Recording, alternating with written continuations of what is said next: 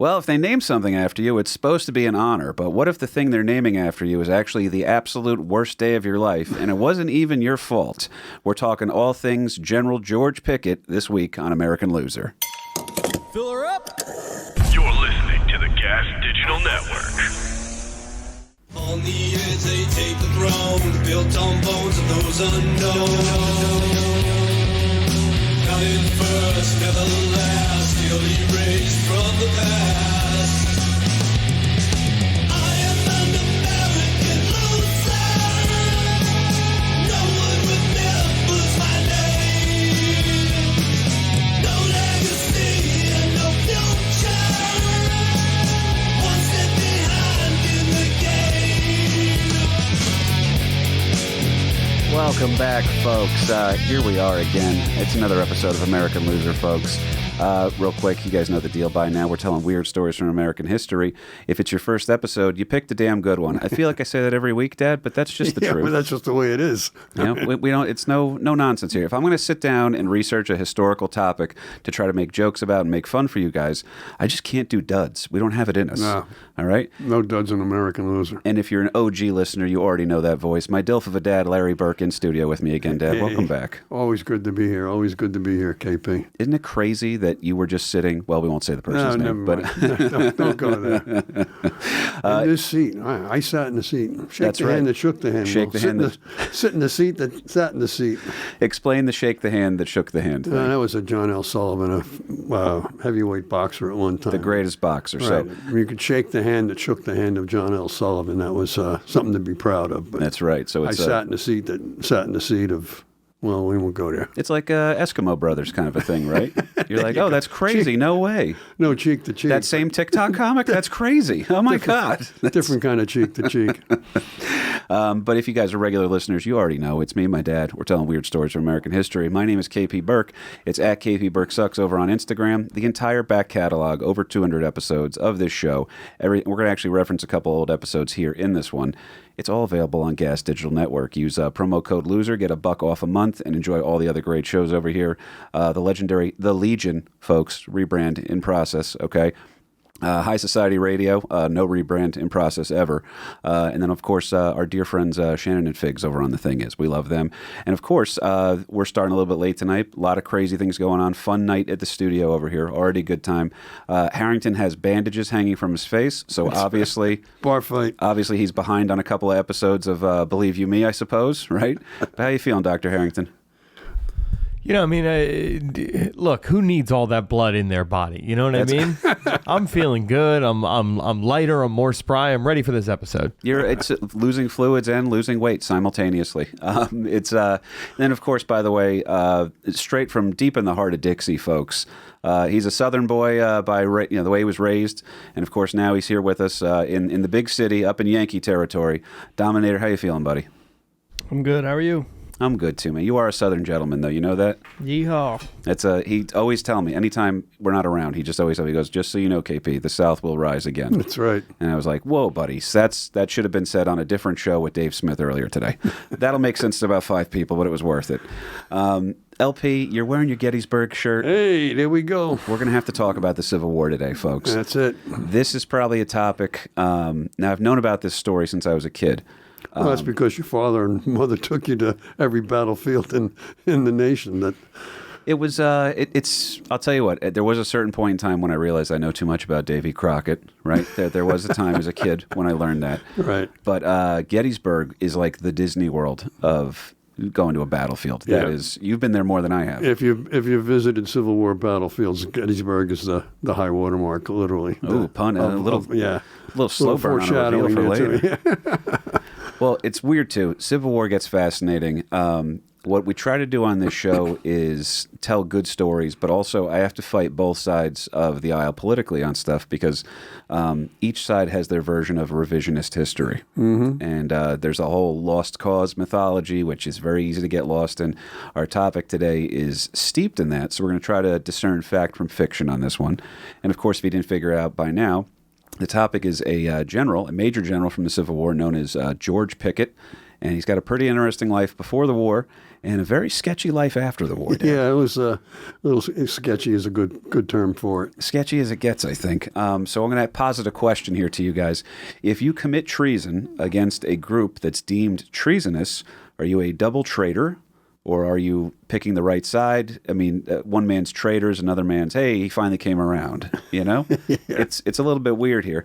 And depending on where you're at in the country, and I've had the opportunity to tour up and down the East Coast and one time in Texas. But what's trippy is, depending on where you are, the Civil War is not necessarily called the Civil War.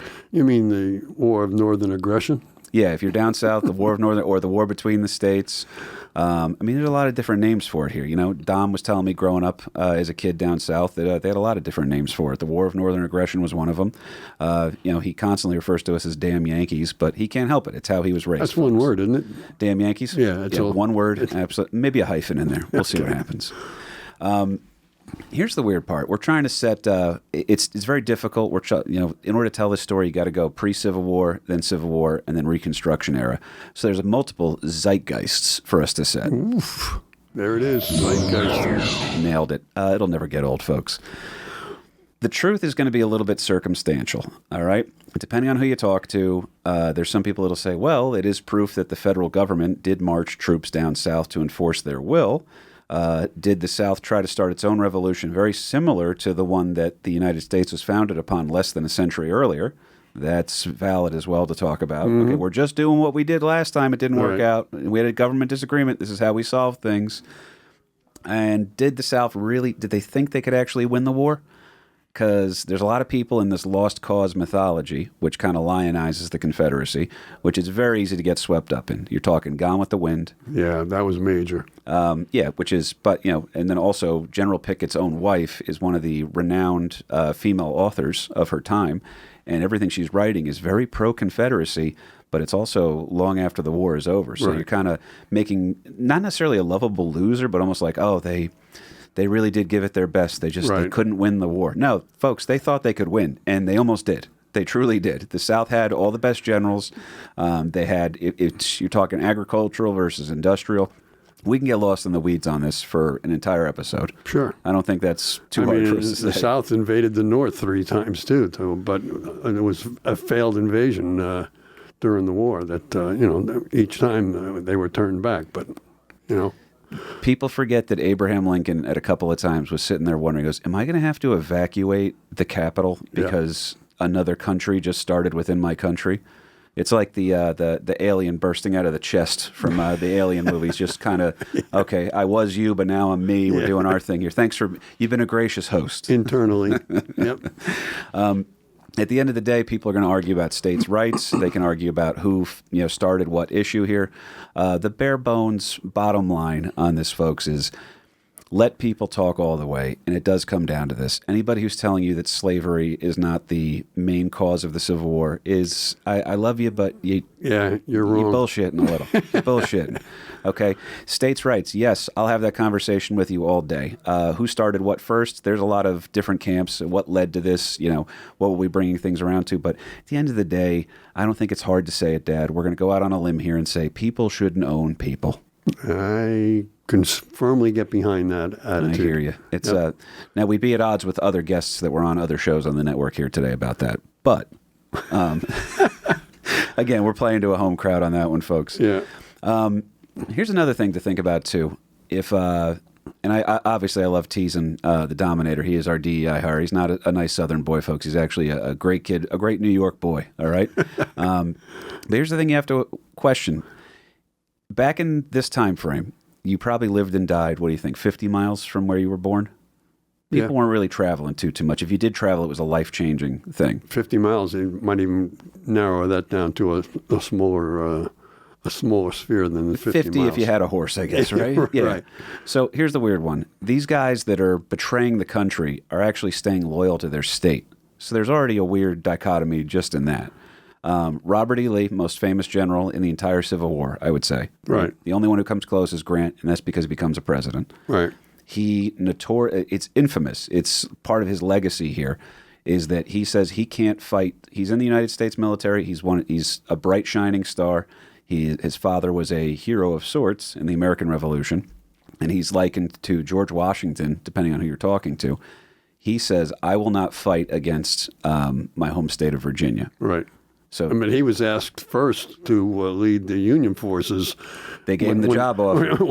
When hostilities first broke out with the firing on Fort Sumter, they were looking for Lee to lead the Union forces. And again, he stepped back from that offer. Mm-hmm. And, I can't go against my home state of Virginia. So home state allegiance was stronger than national allegiance at that particular point. Especially since you don't travel too far. So right. That's the thing. Another part of the thing we're trying to set up here, folks, and we're getting into Pickett in a second, but you got to understand legitimately the spirit of the times. That's not a zeitgeist drop, but I'll take it again, Dom, if you haven't. That's just love hearing it. It is one of those things. There's a lot of moronic takes on this. Literally everything in the Civil War requires nuance. It is a war that will pit brother against brother. It will force former neighbors to take up arms against one another. It will also nearly stop the American experiment barely a century into its own independence. It's as wild a time as anything in American history, and we could talk about it on, honest to God, we could fill a whole episode of just banter back and forth of you and me just say, hey, Civil War, what do you want to talk about, and go. Right. But that's not exactly compelling radio or a great second date, as I've been told. So found out the hard way. That's right. Not everybody's a history lover. Well, that's why what we do on the show, even if you don't love history, we're going to focus in on something. We're going to tell you the human side of the story here, and there's no better way to do this than, I think, through General George Pickett. Pickett is almost exclusively remembered. We're going to tell you the end first here, guys. We do a little Tarantino action on you. Yeah, why do we know that name? Well, Pickett is the ill-fated charge on the third day of the Battle of Gettysburg. The charge will fail miserably. It costs many men their lives. It is also considered the high water mark of the Confederacy. What do they mean by that, Dad? High water mark means that's about as positive forward progress as the Confederates made up until that point. The Confederates were really kicking ass. I mean, how many different Union generals went up against Robert E. Lee and were not all that successful, and Lee was just winning battle after battle, and things were really looking pretty dire for the Union. And then on that third day of the battle, the 3-day battle of Gettysburg, Confederate forces made it as far forward as you will to the Union lines, and they were repulsed, and that's about as close as they came to turning the whole tide of the war. For a football reference that people will appreciate and Harrington will despise, it's like when New York Jets head coach Aaron Glenn was dancing a couple of seconds before the Buccaneers made a miraculous comeback. This was the high water mark. Things were looking pretty good for the Confederacy here. Pickett's charge, and again, when they name it after you, it's not a compliment, okay? He gets the blame. And by the way, this is another weird thing, too. If I say the GOAT right now, Harrington, what pops into your head? If I say the GOAT, first name that pops into your head? Michael Jordan. Ooh, okay. That's a great GOAT. GOAT nowadays, Dad, means greatest of all time. Greatest of all times, right. Okay, but the GOAT back in the day was your dog shit. You fucked the GOAT is essentially what you're saying. You were the GOAT. You were the last. What do you got, Harrington? Bill Buckner, if you will. Bill Great reference, too, man. 2 for 2 today, Harrington. So there's a changing in the GOAT thing, and that's worth mentioning here, too, because Pickett is a complicated guy, and we're telling the story as best we can here. But, again, they're naming, he's in history books forever because of Pickett's charge, which is pretty much where the Confederacy shit the bed. It didn't end overnight, but it was all downhill from there. Right. So it was the turning point of the war. I mean, it was really looking pretty dire for the Union, that maybe these Confederates, if they're not going to win outright, people are just going to get tired of fighting this war and having all these guys killed. That maybe they were just going to say, all right, we've had enough. You guys go form your own country, and you'd have to go through customs if you want. If a New Yorker wanted to go to Florida, you'd have to go through customs. I didn't even think of that one. Wars always have initially a lot of support, and then the longer it goes on, the longer people are like, when is this going to end? So it's kind of like partying with Charlie Sheen. You want to get invited in, you want to be part of it up front, and then after a while, you're like, this is madness. We've lost way too many people here. This has to end. So the early days of the Civil War, they thought this was going to end in a month. They really did. Right. And the Confederacy was like, we're just going to, we'll go up there. We're going to show them we have an army. They're going to come to the table. We'll renegotiate, and then maybe they'll just let us do our thing down here. Maybe we'll come to a casual. I'm sure we can be friends again in 30 years, but for right now, we're trying to do our own thing. That particular thing, by the way, again, owning people. So, Yeah. But worth mentioning is that Robert E. Lee, him deciding to back the Confederacy, is only because Virginia joins the Confederacy. Right. Which is also why not General yet, but future General George Pickett will actually have to resign from the United States Army, as did Robert E. Lee. They have to hand in a resignation paper and say, I just want to let you guys know, I'm not calling out sick or anything. I'm calling out as traitor. Right. Okay? I'm Right. betraying my oath I swore to you guys here because I can't betray my home state of Virginia. People love Virginia, man. I've been there. Nothing special. All right? I That's can't- because you're not from Virginia. I hear you, and I thank God on the regular for that one. As much crap as Jersey gets, but Robert E. Lee throws this wrinkle into American history that still reverberates to this day because he's still a controversial figure, depending on who you're talking about.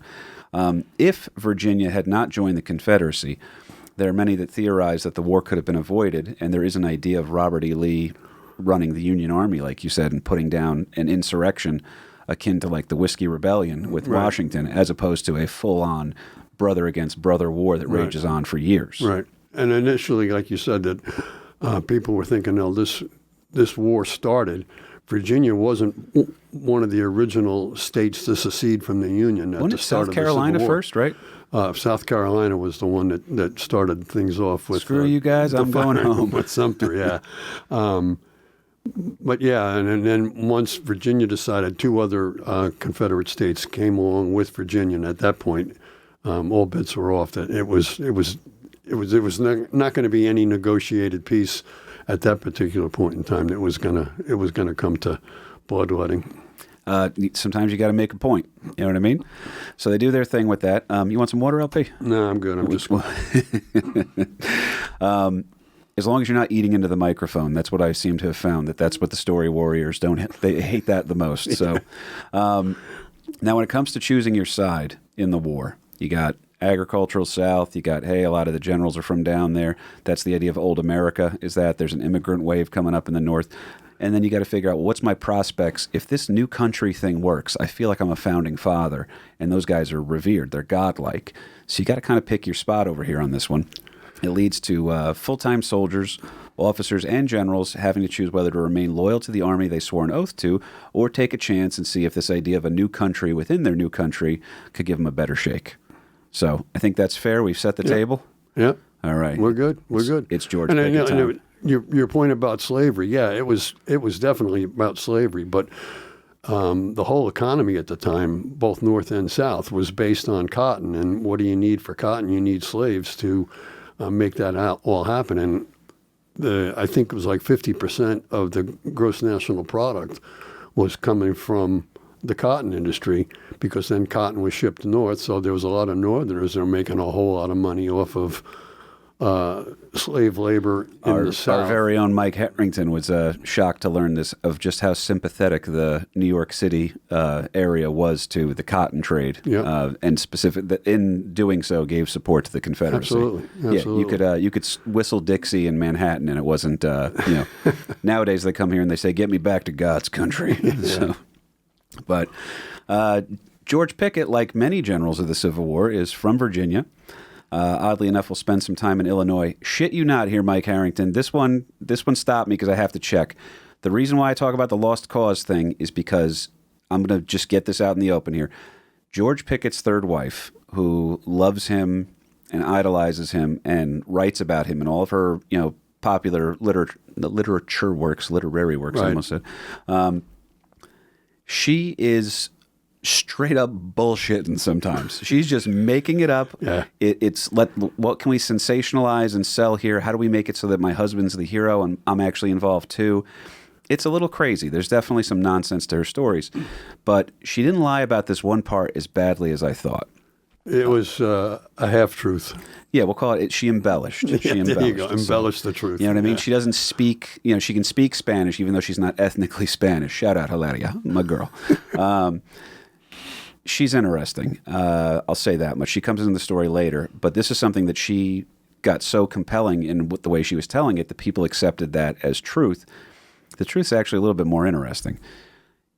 Our boy George Pickett from Virginia, living out in Illinois, he's working as kind of a legal aid apprentice, if you will, to his uncle until he receives word that he had been accepted into West Point, also known as the United States Military Academy. Age 17, huge, prestigious honor. To this day, still is. We've got people that we know that we grew up with that went to Annapolis. It's a life-changing thing. This is you work your entire life to get this information here that you've been accepted.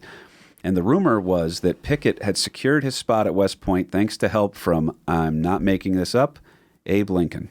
Right. Okay? Which is that half-troop. Right. I'm not making it up. His wife is. You have to be nominated to go to West Point by a congressional legislator. Right. And Abe Lincoln is a legislator at the time, but he's only in the state of Illinois a legislator. He's not a national, Right. capital. I was actually nominated by Senator Robert Menendez. I don't know if you knew that. He was trying to get me. He was trying to get me to go, but it was actually for Croatia's army. It was weird. He just wanted me out of here. You did have to be nominated. You're correct on that. And it's a very huge thing to secure this. The rumor being that Abe Lincoln, that story is false, but it's not entirely false. It's a little bit extra fabricated here. Pickett did get advice from Abe Lincoln. So General George Pickett, who will fight in the Civil War against the United States, knows Abe Lincoln before Abe Lincoln's president. He goes, "Hey, man, imagine that conversation. You're doing great, dude. You're gonna serve our country. You're a fine young man." Yeah. Deep cut for the people that get that one. You're going to be wonderful. I can't wait to see what you're going to do out there. Be crazy if you wind up betraying us and being part of an uprising or something, right? Right. They're on opposite sides of the war. He's president now, Abe Lincoln, and he's finding out that General Pickett, the young man he gave advice to, like, hey, you got a great, wonderful career ahead of you. Try not to do anything stupid, and let's see what happens. The future is bright, hopefully for both of them. Pickett, by the way, he's now in West Point. Popular guy. He's known for pranks, barely gets by in his grades. Does he remind you of anybody, LP? He's there. He's doing just enough work to get by as long as you don't give him any shit. Just enough. 70's good. There's some charming about him, and also noteworthy. This is very noteworthy. He does still graduate. Harrington, you were on the nose on this before, buddy. Yeah, and let me back you up a little bit here, Certainly. too. He does get nominated and accepted into West Point at the age of 17, but it was not by Abe Lincoln nominating him. It was by Abe Lincoln's law partner. So, yeah, there is, I have truth there that, yeah, he got into West Point, but it wasn't by Abe Lincoln. It was by Abe Lincoln's law partner in Illinois. So here's this kid from Virginia who goes out to Illinois to be with his uncle to study law, and then manages to wrangle his way into West Point through a nomination and by his uncle's political friends, if you will. He did get to know or meet Abe Lincoln, but it wasn't Abe Lincoln who got him into West Point. It was Abe Lincoln's law partner who got him into West Point. A fun little spinning of the tail by his wife to sell more books. By the way, my book is available on Amazon. Just figured I'd get that out there. I don't make anything up in that one, folks. The reason why I say it's worth mentioning that he doesn't do a ton for his grades and stuff like that, he does still graduate. Harrington was right on this. He is last in his class at West Point. And normally that would be a thing that would break somebody's career here. He is 59 out of 59. The reason why it's commendable is because I didn't realize the attrition rate of West Point was about a third of the kids that start the academy do not graduate. Right, one-third drop out. So he goes, hey, guys, I did just enough work to get by. I'm the last, but I made it. And that's when you're known as the GOAT. If you're the last in your graduating class, you're the GOAT. The GOAT, just indeed. as if you're in Annapolis, you're the anchorman. You're the last in your class. But in West Point, you're the GOAT. But so he's a flamboyant guy. He's got a big personality, right? He's lucky in that things tend to kind of work out for him. The luck does run out in Gettysburg on day 3. We'll get to that in a second. But it's worth noting, too, when he finds something, he sticks with it. So this luck will show itself in the country soon because they're going to be at war. It's not the Civil War yet, folks, But if you're a young military officer and you're like, hey, I was the last in my class, they're going to look the other way if there's an active war with Mexico. Yeah, going on. we need people. That's right. So all of a sudden, he finds himself hot in the job market. Back in the day, you'd go to college and get a job, right? Fortunately, this year is 1845. The United States had what is referred to by certain people as an intervention, which is a nice name for an invasion. It's really... It's the war with Mexico, folks, Yeah. okay? You can call it what you want. Texas gets a little funny about it. Let's pick a fight with Mexico because we were looking for Texas and other parts beyond. California's looking pretty good too, and that whole manifest destiny thing comes into place. That it's the law of God that the United States should go from East Coast to West Coast and everybody in between. Never mind the Native Americans that are there already, or the Spanish that are there already, or the French, or whoever else might be in the way. But well, it was really who could get organized fastest and who could do it and have a little kick-ass behind them. And the United States went in there and they said, Texas seems to have handled it. Texas is an independent state, right? But they're going to join the Union. They're being annexed into the United States. And now you're going to wind up seeing U.S. Army generals heading down south, and many of them will be future Civil War generals. They're fighting alongside each other here. So it's kind of, it's like that Game of Thrones thing where they're friends right now, but they're going to be enemies later. Right. It's fun to get into all that. They're very unaware that some of the battlefields they will share in the future will be as opponents. Okay? War with Mexico, real training ground for a lot of these guys. So Pickett will have the rank of a second lieutenant. This will not last long, as Pickett will make a name for himself at the battles of Contreras and most famously at Chapultepec. Okay? Worth noting, my reel we put out today, Carly accidentally had the AI translated into Spanish for me, and it's just me, rapid pace, as Mike Cannon would say, slow Adderall talking about history in a perfect Spanish accent. AI is terrifying, man. But anyway, this Battle of Chapultepec is interesting here. A gallant soldier who is carrying the American flag is wounded. And the guy happens to be a fellow West Pointer and a fellow future Confederate general. His name is James Longstreet. Hell of a beard on him. He'd be the envy of every hipster in Brooklyn. Yep. He is wounded. He's going to live through his wound. And he winds up handing the flag, the United States colors, folks. He hands it during this battle to his friend George Pickett and says, you got to carry this. And Pickett goes full Mel Gibson. He's the patriot. He's clearing the way. He gets to the top of the building. He's actually waving the flag up above this kind of castle formation up there to show them that, hey, guys, we took the city. And Chapultepec was like the final deciding battle of the war with Mexico. Yeah, it is straight out of a movie. He's a big hero at this because he was definitely played up big time in the media of the times that, he's the hero of Chapultepec, carrying the colors to the parapet of the castle and leading the charge, if you will. Being the face of victory. It's a precursor to the flag going up at Iwo Jima. Iwo, yeah. Yeah, so it's a moment in time. If you could get a photograph of it, it would be legendary. There's a lot of paintings of it and stuff like that. For his heroism during the war with Mexico, Pickett will receive multiple brevet promotions. I didn't want to go too deep into this, but I got to explain what a brevet promotion is. So if you'll bear with me for a second. It's hard to describe, but it's kind of the military's way of saying in name only. So official paperwork and pay raises are going to have to wait.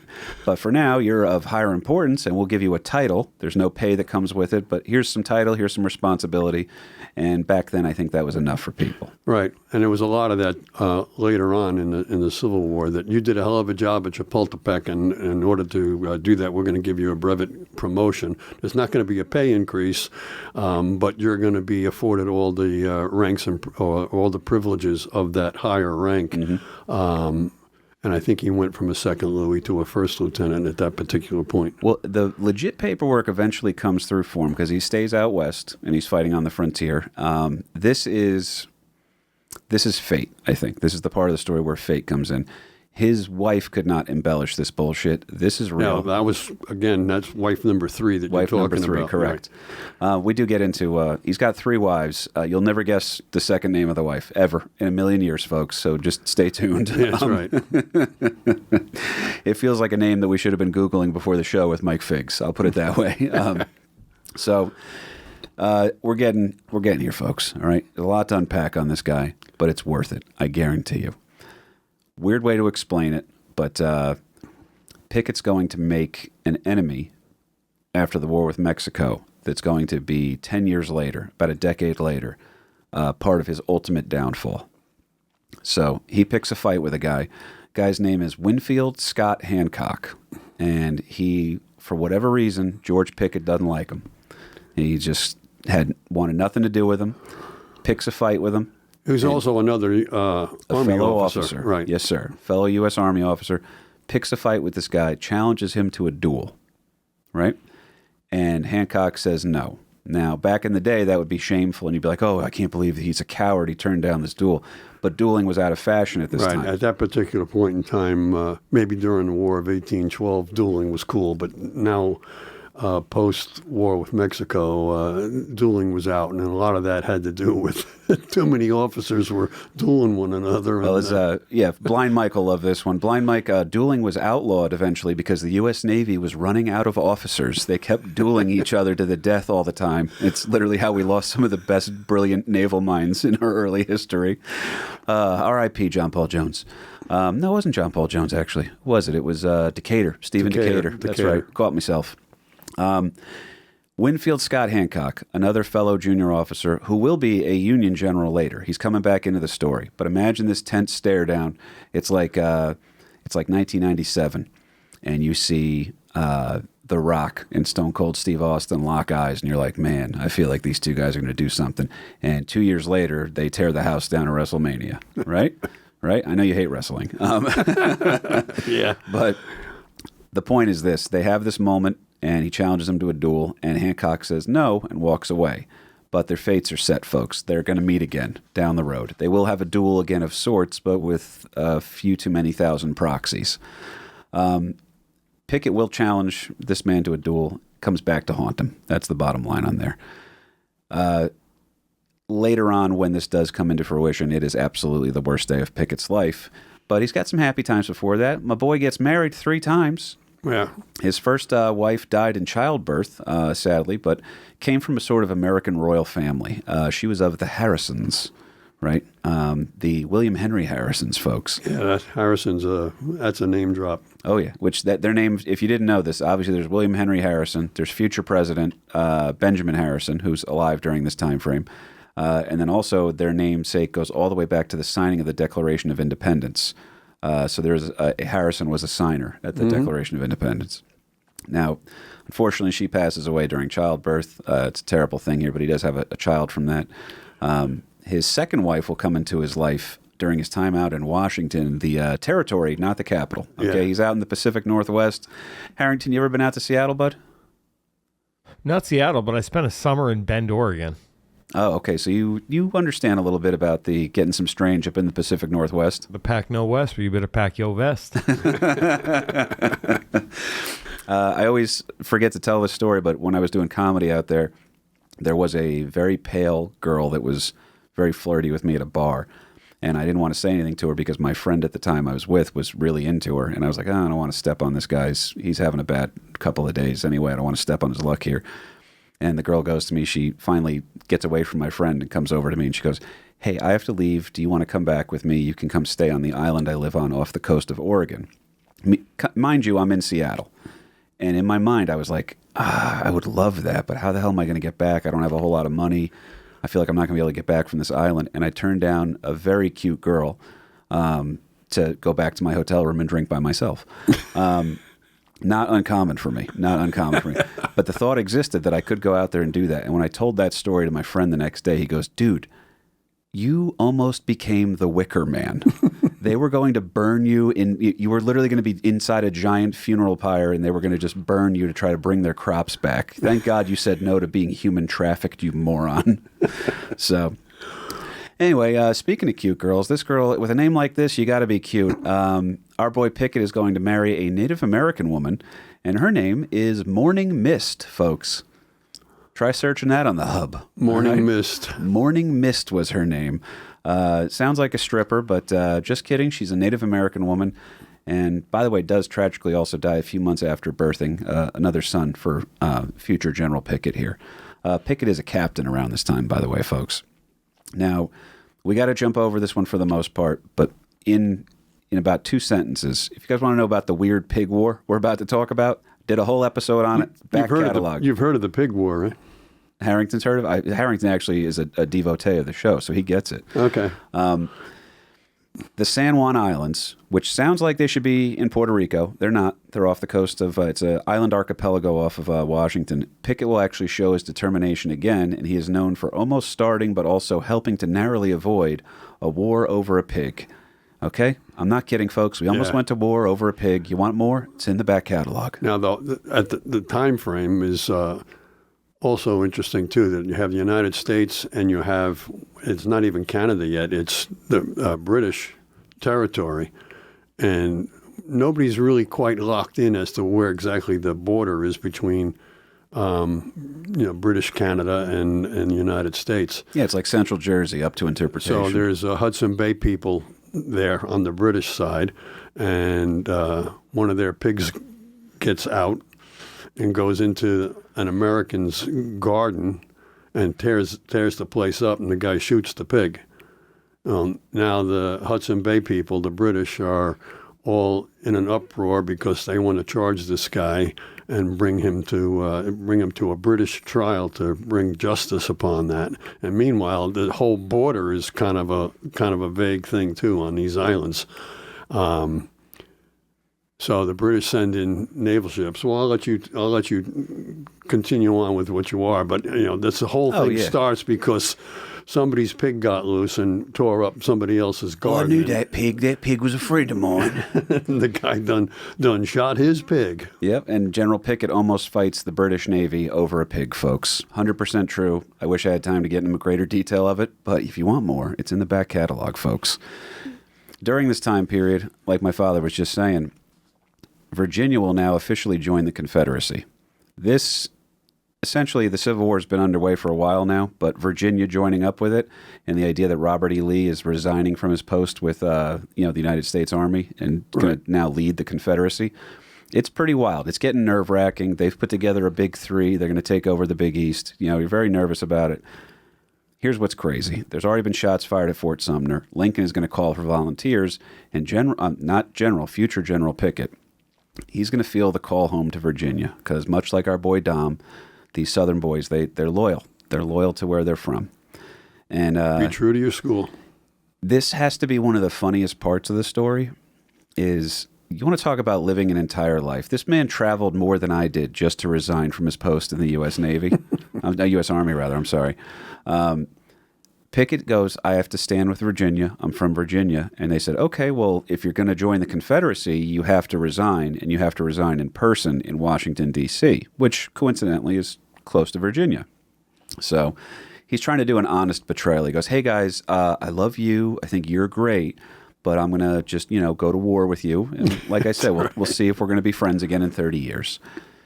In order to do this with dignity, he has to go on a journey from the Washington coast to Panama. He leaves the country, right, goes to Panama with a quick stop into Richmond, Virginia, which is the capital of the Confederacy.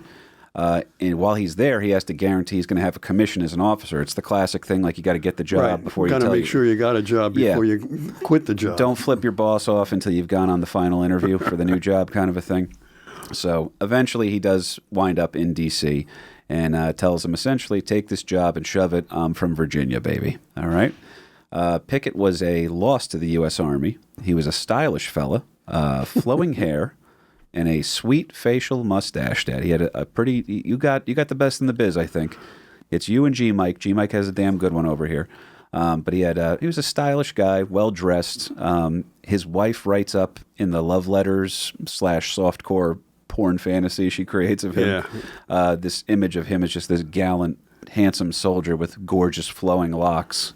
Yeah, and what's interesting, too, is that all these letters that she alludes to about, the way he wrote to her and she wrote back to him, nobody really saw the actual letters. It was always years later, her remembrances of the letters that she's bringing out. Harrington, picture the movie The Notebook, but she's just apologizing for the Confederacy the entire time. That's really what it was. Oh, Oh, and I remember everything was wonderful back then. And really, the colors didn't mind being in their chains. They really didn't care. Right. Yeah.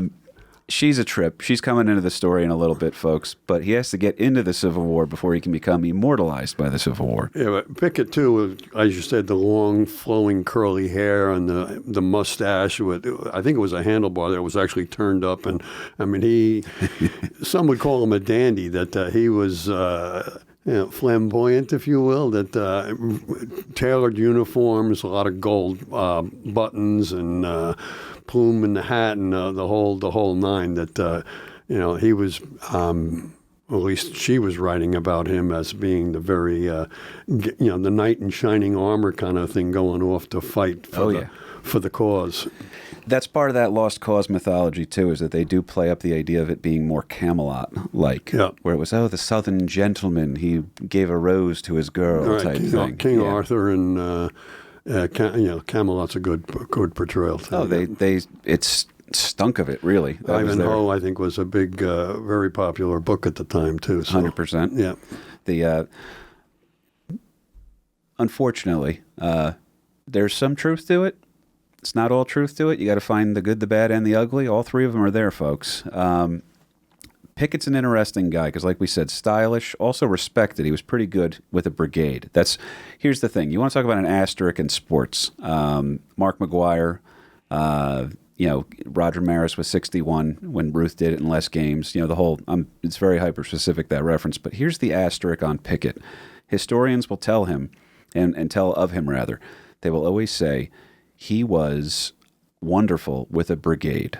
And you're like, whoa, he sounds like this guy could really run his shit. Right. Except he was in charge of a division when it all went to hell. Which was anywhere from 2 to 5 brigades to make up a division. So, that's their, Right. He's great. He's a game manager. He's pretty good on special teams. That's kind of what they're saying here. He's not really ready for the big show. Right. But you're going to take the generals you can have, and Pickett continues to provide. There's a lot of faith in him, and he's got good friends in high places here. He does arrive finally as a Civil War officer of the Confederacy. He gets there after the first Battle of Bull Run. Bull Run's interesting, by the way, because up north they called it Bull Run, but down south they called it Manassas. Right. So it's Bull Run, Manassas, if you're nasty. He does see action in the Peninsula Campaign and eventually will be given the rank of Brigadier General. That's the lowest form of general, if you will. Right. It's like, hey, you're a general. You're a general, but you're a Brigadier General. Yeah, don't start whipping it out in public. Entry level, we'll call it. Entry level. By the way, you want to embellish his details later in his wife's weird kind of romance novels about him, where he's looking like Fabio. It's there, but there's also some stuff to pull from because the dude gets shot off his horse and actually gets back up. He's wounded in the shoulder, thinks he's mortally wounded, and continues fighting forward, leading his horse on foot with one arm, and he's just waving the sword back and forth. It's another straight out of a movie scene for him. Right. So he thought that the wound was going to be mortal, but it turns out he was actually back in action about 3 months later.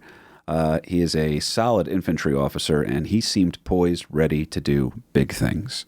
When he returned, he was given command of a 2-brigade division, as you just said, LP. Which was a small division by those standards at that particular point. Right. So they're breaking him in gentle. Like, hey, you're doing great with a brigade. Right. We're going to give you a division now, right? And it's going to be 2 brigades. And like you said, eventually gets up to 5. Right. So you're going to manage the new Wawa, but they don't have gas pumps just yet, so it's just a store. You're a head coach, but now you're also your own executive. Let's see what happens here. Gas pumps is a good one, too. Here's what happens. With this comes another promotion. Pickett is now a major general. So if his choice in defending going with the homeland of Virginia, he's also now jumped 5 ranks from what he held with the United States Army. So it's working out pretty fortuitously for him. So this is when he's going to see a little bit of action over the Battle of Fredericksburg, which is immortalized in Gods and Generals, right? And then around this time frame, he's going to fall in love with a Virginia girl, and her name is, welcome to batshit, folks, LaSalle, okay? And she goes by Sally Pickett. That's what she winds up becoming known as here, and does in fact become a well-respected female author, okay? we're talking about the lost cause mythology, and then there's people that are also screaming "Believe all women" while saying, "Oh, the South was the Confederates were all." Right. Everybody's wrong, folks. That's the easiest way to answer this one. And she I mean, later on after the war too, she goes on not only to write books but speaking engagements and everything else. She was very well received and very popular because she's peddling her bullshit as to the lost The Daughters cause. of the Confederacy, similar to the Daughters of the American Revolution. Right. Right? That's it's pretty insane how it works. But Sally, a.k.a., that's what she's going by, is Sally here. She is responsible for a great many reasons we remember General Pickett and a ton of reasons that we can't trust a word this broad says sometimes. Yeah. Now, I think when they first met, or when they, at this particular point in time, she's only like 17 or 18 years old, and he's already like 38. Yeah, it's he's again twice widowed here. Morning Mist is dead, and his first wife died and in I don't childbirth. think he really let it be known that he was married to a Native American while he was out in Washington, and had two kids with her too. So It was at least at least one, because the one went on to be a I don't publisher. think that would sit too well with the hoi polloi of the Old South kind of a thing. That, No, not quite a thing yet. here's our gallant general that's who's also married a Native American, had a Native American wife that has since died. But yeah, she was I actually. mean, an octoroon I could possibly entertain, but a native woman? A savage of the West? Yeah, she's number 3. Number 3, it's a classic thing. She's a young girl. She gets this, a handsome man rides up in uniform, spends time with her, makes her feel important. She falls in love with him hook, line, and sinker, and this guy is at her house on the regular, to the point where General Longstreet goes, "Dude, act like you've been there before. Okay? I get it. You're getting late. I'm happy for you. Yeah. But you can't be gone every 3 days." And this is also Pickett's commander, if you will, is Jim Longstreet, who was the guy that passed him the flag at Chapultepec. Yep. That made him famous during the Mexican War. They got history. Yeah, they are warm fuzzies between these two guys for sure. That Longstreet is looking out for him, but at the same time, Pickett is gone more often than not to go sparking Sally. That's Sparking Sally. Sparking Sally, that was actually Morning Mist's original name. That's right. And then they gave her a different There you one. We always say this on the show: if they name it after you, it's probably an insult. And I know Harrington has to get the hell out of here, so we're going to let him bounce, man. I've set it up pretty nice here. General Pickett is about to go down in the history books. It's not really for a good reason, folks. He's going to wind up arriving. His division will arrive at the infamous Battle of Gettysburg. He will arrive on day 3 of the battle. It is absolutely pivotal here. Robert E. Lee believes that he sees a chance to break the Union's back, if you will. He's this close to being able to knock on Abe Lincoln's door and say, "Old fella, you've had a good run here. That's right. Get the hell Go out." kindly pack your things." All right. He wanted to go. Robert E. Lee had January 6 premonitions. That's essentially what it was.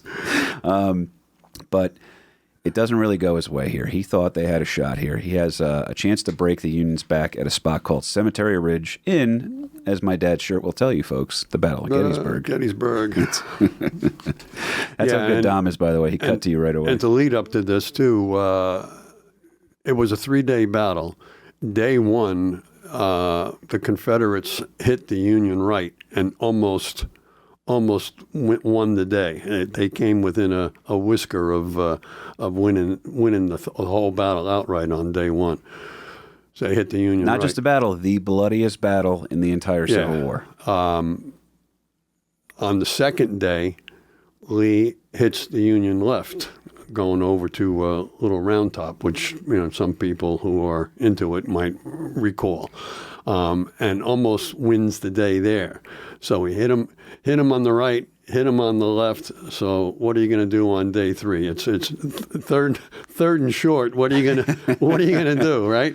You're just going to gut check it and put it up the middle. Hand the ball off to Pickett and see if he can break something. Lee devises a plan that they're going to send in over 12,000 guys to march across this open field. I'm never a big numbers guy, but remember that, folks. That's worthwhile. Yeah, it was like 12,500. Most historians put the number at that. They're going to go right up the middle with 12,000, almost 13,000 guys coming straight at you. It's the largest. The precursor to those guys coming across that field is the largest artillery bombardment in North American history. This is the Confederates firing on the Union forces for how long, Dad? Was they got 150 cannons that are firing for over 2 hours at the Union, thinking that they're going to soften up that center position so that when Pickett and the rest of those guys come marching across that field, that they're going to be, as I say, softened up, that they're going to be able to overtake the Union forces in the center. Imagine, folks, 2 hours, by the way, 2 hours. That's 2 episodes of the show Yellowstone. But instead of being bombarded with awful commercials because Paramount Plus is garbage, you are... Harrington just looked up mad. I got, what it is? Paramount Plus is probably great, but my girl has the cheapo package, so I have to watch the same commercials every couple of minutes. But instead of being bombarded with commercials and overplaying just nonstop cliches out of that guy, I love Taylor Sheridan, but I also hate him. It's 2 hours of straight artillery, and these guys are ripping rounds left and right. 150 cannons, that alone should do it. 150 cannons firing one time each would fill a good chunk of my day up. Okay? Yeah, and you got to realize, too, the cannons at that time, they're firing black powder, so now the whole field is filled with smoke that you really can't see what you're firing Is this at. the fog of war, Dad? Yeah, it's the fog of war. It's a real thing, folks. That they really can't see what they're shooting at. And on the Union side, they've got maybe 75 cannons that initially they're firing back. But then the artillery guy on the Union side is smart that he said, all right, now I want you guys to stop firing, slowly one at a time, just peel back and don't fire anymore. Because to the Confederates, who really can't see shit from where they're firing from, decide that, well, we must be hitting them because they're not firing back anymore. So We're doing great. They're thinking they're silencing their guns, that this is going to be a walkover that is going to take place. This is why the show's great, by the way. My dad just gave you guys 3 history facts, but also dropped, just said shit in the middle. The show is described as PBS with F-bombs, folks. So welcome back to Lawrence Patrick Ken fucking Burns over here. Yeah, so anyhow, after 2 hours, the Confederates are now running out of artillery. They're running out of ammunition, so they call a halt to their thing, thinking that, hey, we already knocked out a lot of their guns because they're not firing back, so we must be doing good. Meanwhile, they didn't realize that they're actually shooting over the top of them, and they're firing. They're bombing the fields behind where all the Union forces are all lined up, waiting for them to come back. Right, keep your head down until the firing stops, because then finally, actually, it was Longstreet's charge, because Longstreet was the guy that was really in charge of the divisions that were sent across the field. Pickett was only part of Longstreet's pretty clever forces. Move to change the name of it too. Right. And I'll get into that in a little bit. But, finally, Longstreet really wasn't big on sending this wave, this force across this open field. He didn't really agree with Lee's battle plan. But as a matter of fact, there was some historians will say that he never really gave the order to move out, that he just gave it a nod. Oh, I didn't know that. Because he could not bring himself to tell Pickett and the rest of his subordinates to move out against that, because he knew it was going to be a freaking slaughter, and it was. But anyhow, they're going across like 3/4 of a mile. These guys now come out of the woods. Pickett is behind him, pushing his men forward, and it's just an absolute slaughter. Because he gives a pretty good quote before he goes.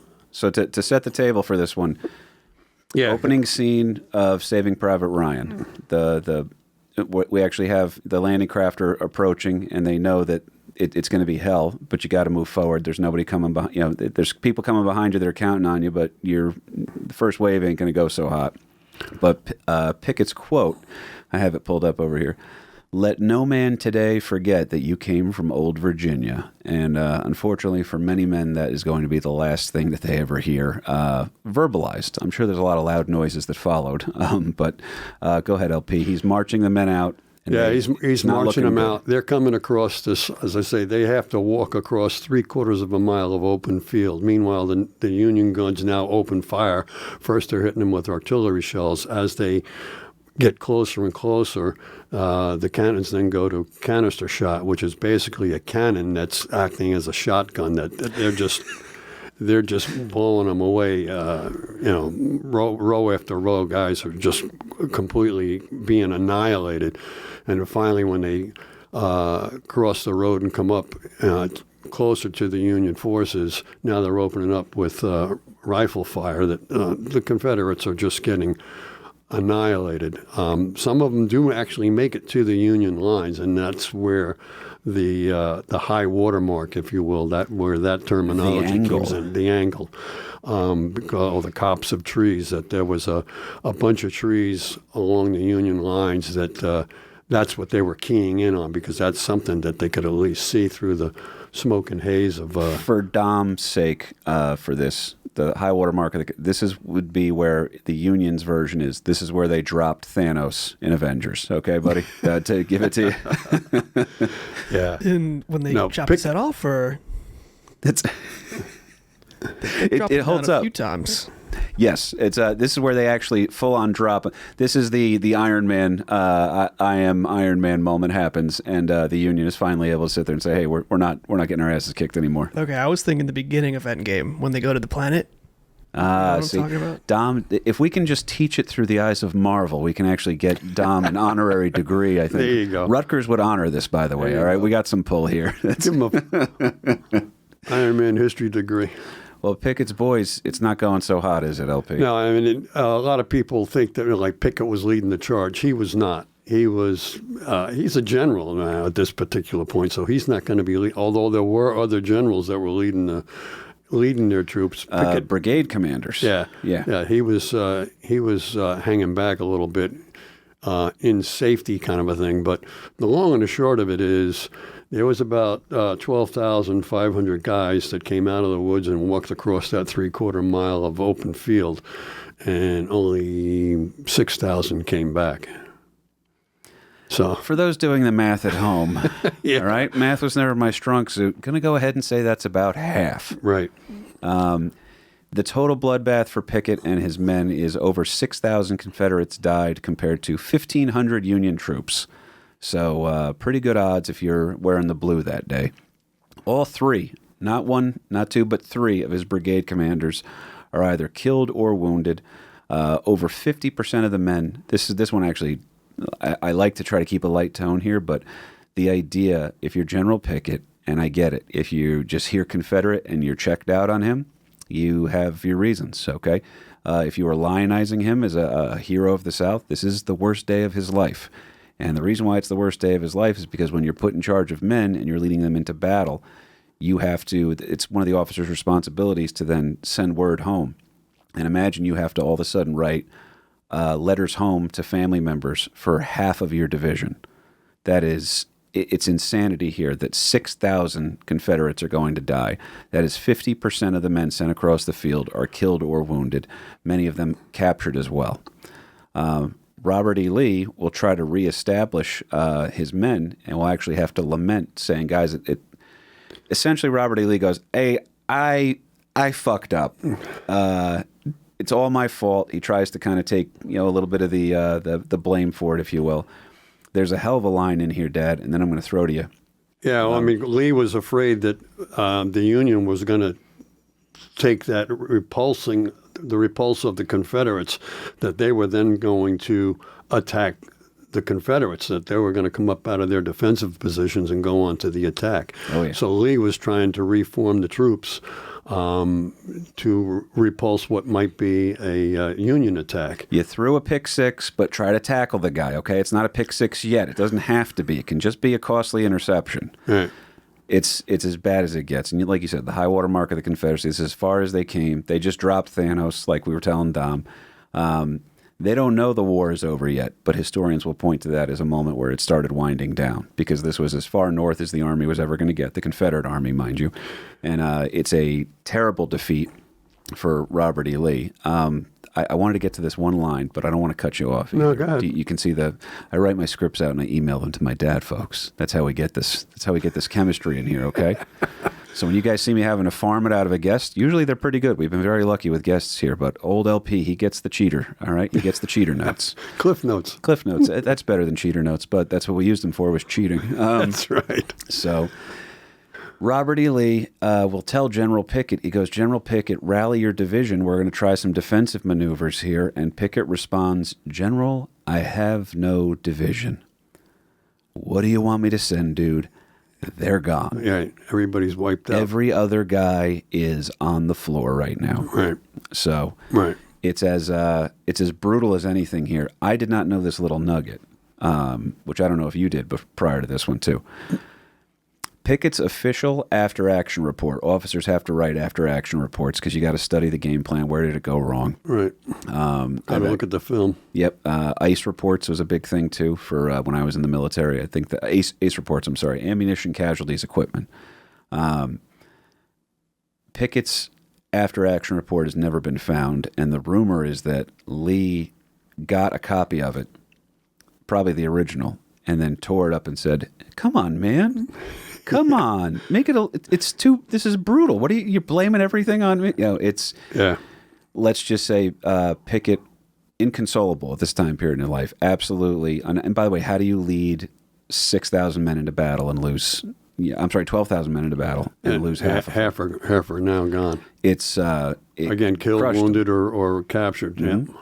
It's the worst day of this entire man's life, and you make him write it up afterwards, and then you give him some shit saying like, "Hey, man, this is a little too depressing. Can you try to liven it up a little bit? You know, Yeah. let's get KP Burke in here for some punch-up work. Come on." And it just came to me too. I mean, the high water mark. They came close to breaking the lines if they had a second wave or another more guys Right. to follow up the initial wave. They might have been able to break through, but that never happened. And I think some people might not realize Gettysburg is in Pennsylvania. We're not down in Virginia anymore. We're in sir. Pennsylvania. So if Lee is successful in the Battle of Gettysburg, he could just roll right up to Harrisburg and take the capital of Pennsylvania, and then One comedy zone at a time. and it's a quick hop over to Washington D.C. from that point that he's actually possibly could have captured the capital of the Union. So, There was a palpable fear that Lincoln had of being captured by the Confederates. That was 100% legitimate. If this had gone differently, this is why historians are obsessed with this day, because the tide did turn after this infamous Pickett's charge here, which you were going to say something about.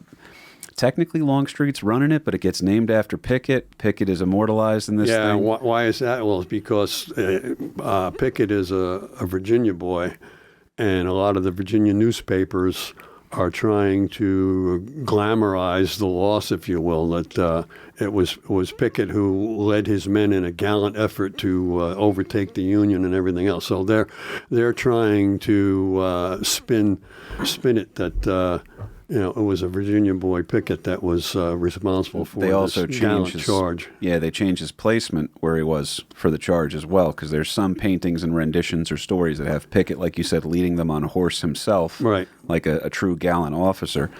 Then other people were critical of him, saying he was too far back in the rear, like he was kind of hiding. Right. Like the classic. He was staying safe. The classic little cousin, like, yeah, what? No, that wasn't him.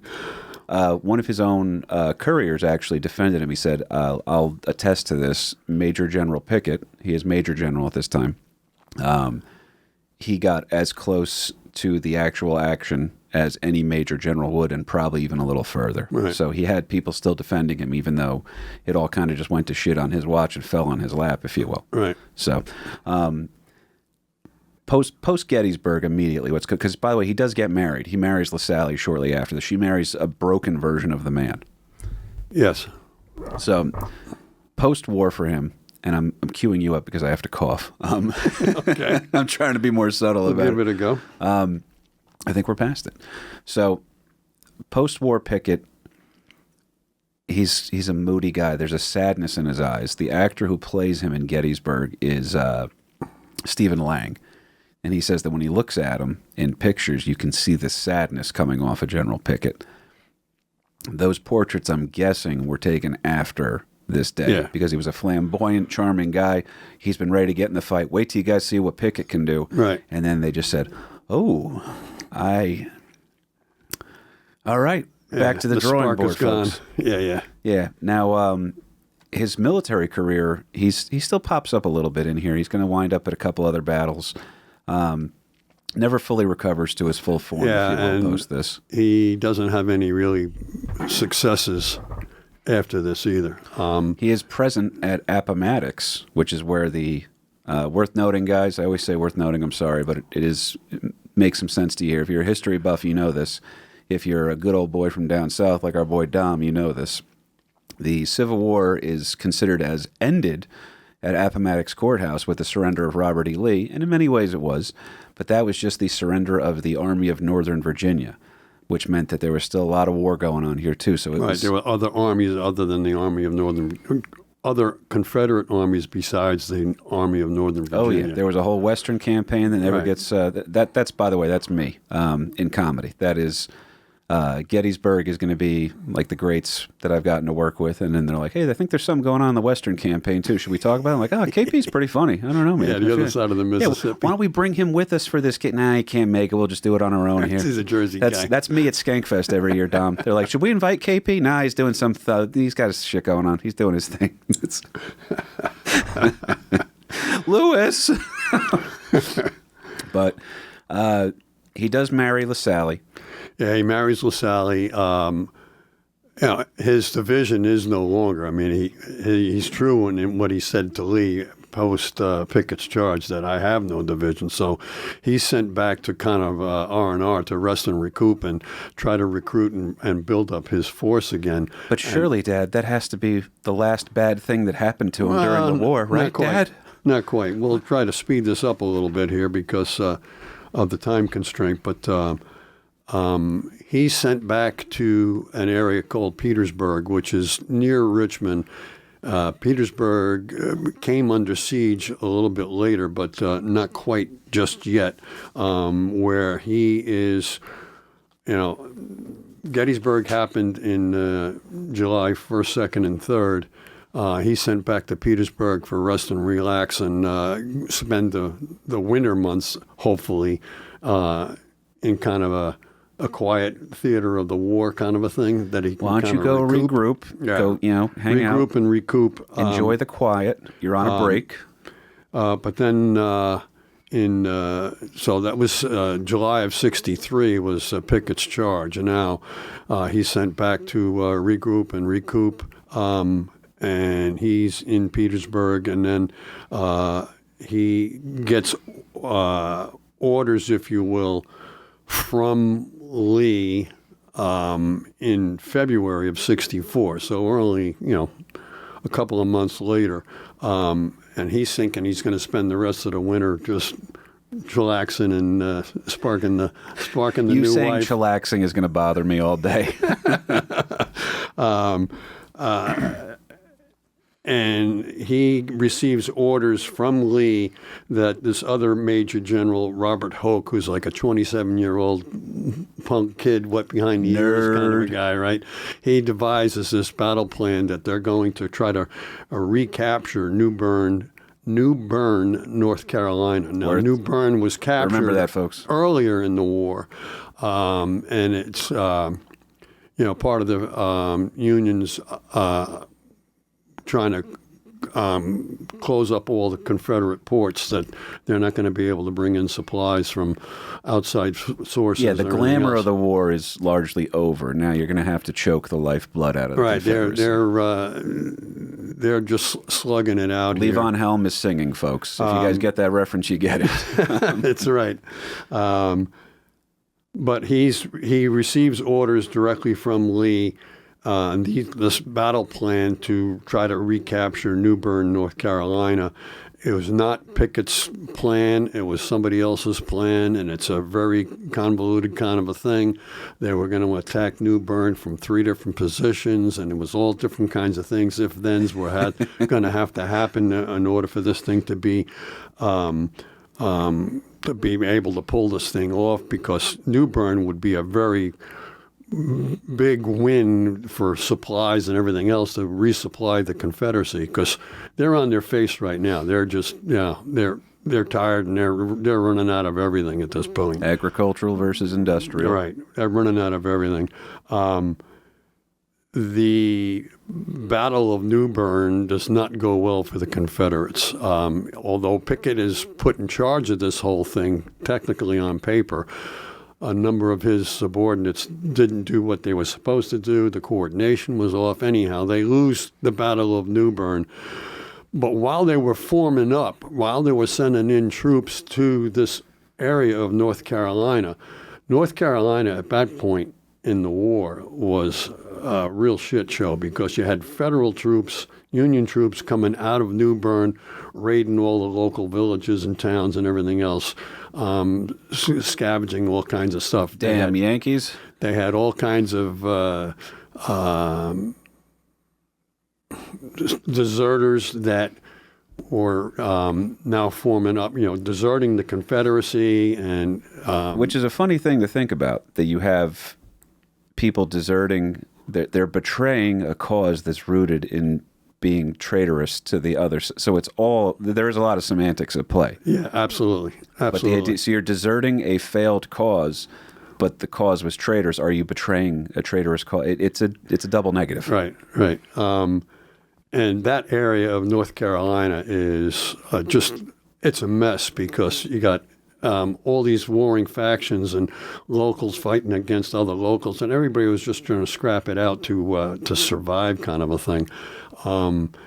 The Confederacy, the desertion rate is off the charts, with people just saying, this sucks, I'm out, I haven't been paid, I haven't been fed. People are the Confederate troops are literally starving themselves to death, that there's nothing there. The Confederates go in and they try to, they tried to force recruitment by conscripts. In other words, congratulations, you are now part of the Confederate Army, like it or not, that you're draft? You're forced to serve, if you will. And there's a bunch of guys in that area that were conscripted into the Confederate Army with the promise that you're not going to leave this area. You're going to stay as like a home guard type of a situation. Home guard. All right. Then things continue to get worse for the Confederacy. Some of these guys that were in the Home Guard, now they're told, hey, congratulations, you're now part of the regular Confederate Army, and we're taking you out of this area, and we're going to move you off to Virginia. It's kind of like taking the National Guard and be like, so by the way, guys, you're going to Afghanistan. I thought I was supposed to defend New Jersey. Nope, Afghanistan. I was going to take care of the Jersey Shore. Well, no, you're going off to Afghanistan. Well, no, you're going off to Virginia for these guys, and that's not what they were forced to sign up for. Yeah, I signed up for this so I didn't have to leave my family. I could serve from home. This is what you told me this was a remote position. Right. Now, a lot of these guys that were in this Home Guard, who were then forced to go into the regular Confederate Army, they quit. That's it. I'm out of here. They desert. And some of them actually go off to become part of the Union Army. That, hey, at least if I join up with the Union Army, at least I'm going to be fed. For those keeping score at home, you're sort of in the Confederacy. You're from North Carolina. You join the Home Guard so you can guard your home state, right? And then the Confederacy says, well, now you got to go to Virginia. You're like, well, I don't really want to leave, though, and I feel like you guys are losing. I think this is a bad business deal for me. They're like, oh, by the way, we can't feed you, we can't pay you, and we're losing. We're definitely in the fourth quarter here, and we're down like 48-0. Look at you with a football. See, it's contagious, isn't it? That's right. It's not going good. And then these guys are like, well, I feel like if I just go over there and change my gray coat to a blue coat, they're going to feed me and pay me a little. Right. And that's what these poor Right, I get a bastards nice did. We're about uniform to- out of the deal, and I get fed. Yeah. And right. Now, I believe it's 22 of these fellas whose awful fate we're about to seal. Yeah, in this Battle of New Bern, the Confederates were able to capture some guys that were from the 2nd North Carolina Union Volunteer Infantry Regiment, which were people from North Carolina. Hyphens on hyphens, huh? That are now fighting for the Union. So they're in Union uniforms, some of which they used to be in the Confederate forces. But anyhow, some of these guys are now captured at the Battle of New Bern, and 22 of these men had a court-martial, a Confederate court-martial, and executed for desertion of the Confederate Army. So 22 of these guys are now actually hung, or shot. You're dying for a country that doesn't technically exist. Right. You betrayed our traitorous cause. Right. It is the... And you get lost in it. You're being tried. You're being tried in a Confederate court-martial with officers who betrayed the Union Army because they used to be Union Army men before the Civil War. It's So they betrayed the Union by becoming Confederates, and now the Confederates are trying. I learned from you. That's right. So anyhow, there's a big uproar over this because now they're executing Union soldiers. Because technically these guys are Union soldiers, although some of them had deserted the Confederate force. It's really a jumble. But the bottom line is they executed 22 Union soldiers under a military tribunal kind of a thing in Kinston, North Carolina. That's where the hangings took place. Fun way to go, folks. Yeah, so there's a big uproar and a big stink. This was not sitting well on the Union side at all, and there was threats that, well, now we're going to take 22. We're going to take twice as many Confederates that we have captured as prisoners, and we're going to execute them. And well, if you do that, then we're going to take 6 times the whatever. So it went back and forth with a lot of bluster. And meanwhile, who's the guy that's ultimately in charge of all of this stuff going on?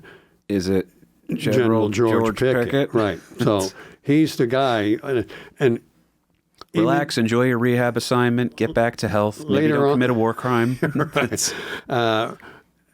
So he's being charged with war crimes type of a thing. Not type of a thing. He was being treated as a war criminal to the Union side at this point in time. So it's back and forth. But what I also found very interesting, Can although you guys tell he's passionate about it? he's charged with this, and now, so this is in February, March of '64, and then people can't believe that Pickett is now still in charge of this whole thing. The war continues to go bad for the Confederates. Pickett is now back in the Petersburg area, and they're under siege at this point in time. Grant is now in charge of the whole Union Army, the West, the East, the whole bag is under Ulysses S. Grant, who also knew Pickett before the Civil War. They were friendly. All right, they were friends before the Civil War. So now Grant is like tightening the noose around Richmond and Petersburg. Petersburg is the key because there's one railroad that is still supplying Petersburg and Richmond, the capital of the Confederacy. And Pickett is given or put in charge of defending this South Side Railroad, which was like the last link. Yeah, they're in the chokehold and they're fighting. They're still moving on the ground. The refs haven't called the fight yet, but they're not kicking good. legs, but that's about all they're doing. So Lee gives the order to Pickett, hold Five Forks at all hazards. In other words, at all costs, you got to hang on to this Five Forks. the men are starving. Petersburg has been under siege now for like 8 months. It's the opening scene of Cold Mountain, by the way, for people who enjoy their history through movies. Yeah, there you go. You know where we're going if There I'm you saying that. Pickett and some of his other leaders are invited to a shad bake. Now, a shad bake is when the shad fish come back upstream to spawn. That people are pulling them out of the river, and they're having it's almost like a clam bake kind of a thing. Instead of doing clams or lobsters, they're a clam doing bake? shad. Is that what you said? Meanwhile, the men are starving. Pickett and some of his other officers go off to this shad bake without letting anybody else know. It was like we're going to have a secret picnic kind of a thing, and they're not leaving anybody in charge in their absence. So they're going off to this shad bake. Meanwhile, lo and behold, while they're in the middle of this shad bake, having a good time partying down and getting some really good eats. Southern Tale. Party time. The Union attack, Five Forks, and overtake. I mean, now they're being like a surprise attack. There's no leadership there because they're all off to the shad bake. It's like that scene from Apocalypse Now. Who's in charge? Who's the ranking officer here?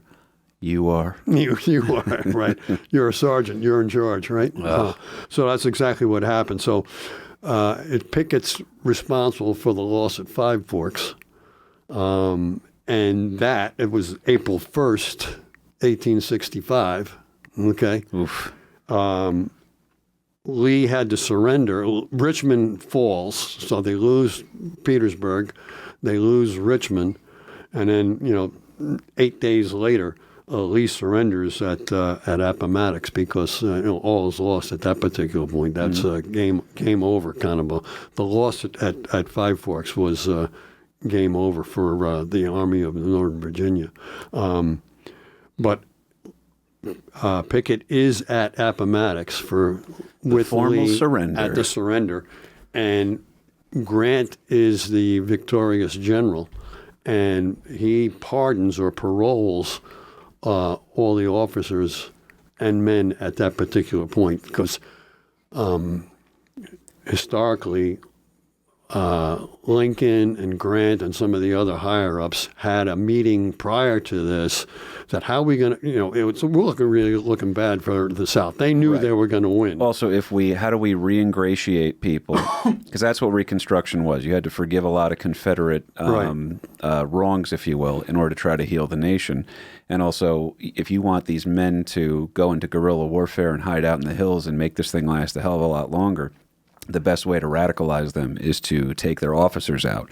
But if their officers, who are supposed to be men of reason, men of educated backgrounds and such, can sit there and actually say, guys, we have our terms, we have our dignity, let's go home to our families, that's an easier sell than, hey, they just beheaded, they just killed everybody. Josie Wales time, motherfucker. That's right.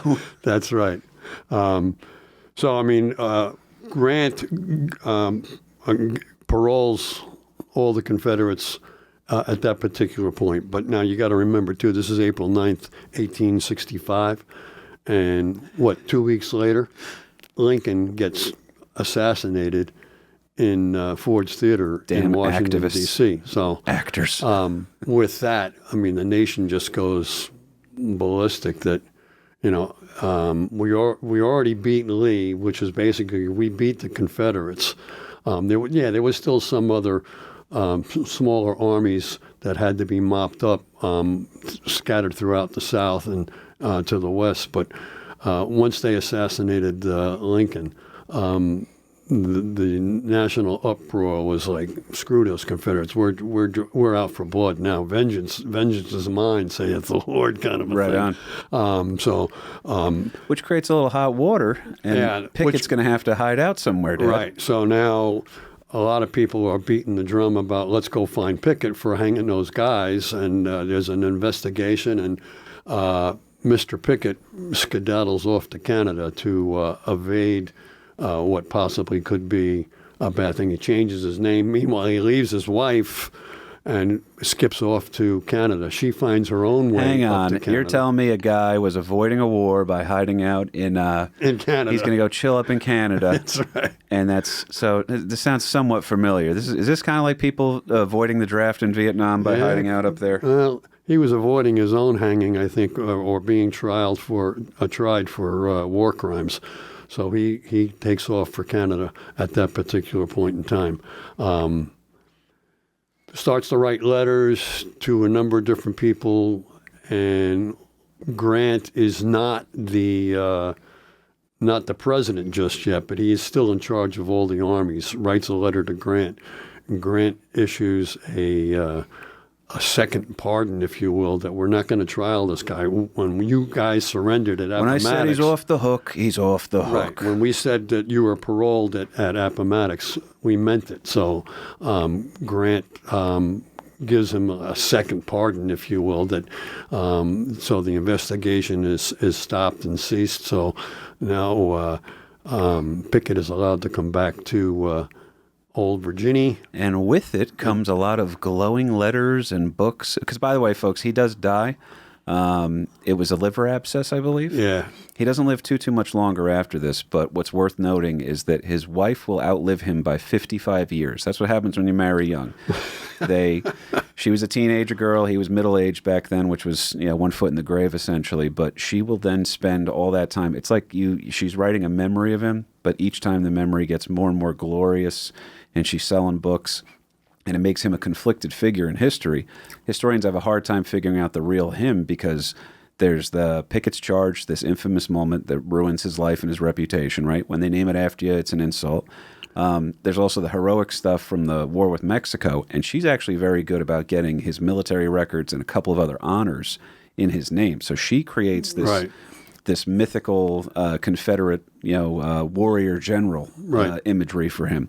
Sells a shitload of books, goes on her speaking tours, Daughters of the Confederacy, all that other stuff, and she's able to do all this. And by the way, Pickett had a sense of humor too, and maybe it's gallows humor. I don't even know what to call it, but when he was asked later in his life before he passed away, they said, "Why do you think Pickett's charge failed?" And did you know what his answer was? something along the lines of, well, I think the Union soldiers had something to do with I think the Yankees had a lot to do with why our charge didn't work. Yeah. Little gallows humor for you Yeah. on the way out. Yeah. We went way over today, folks. I want to apologize to you. LP, any parting notes for the people? No, I think I told you, if we get them Spun it going too on the long. Civil War, shut up, you're fine. You're a beautiful man. We're going to go eat some burgers at White Manna. We got to bring Dom with us one of these days, though. I don't want to take him out of the city to bring him back, but we'll find a way. All right, maybe we'll just bring White Manna next time. Maybe that's what we'll do. All right, yeah. We could Quick feed these stop boys. off. Absolutely.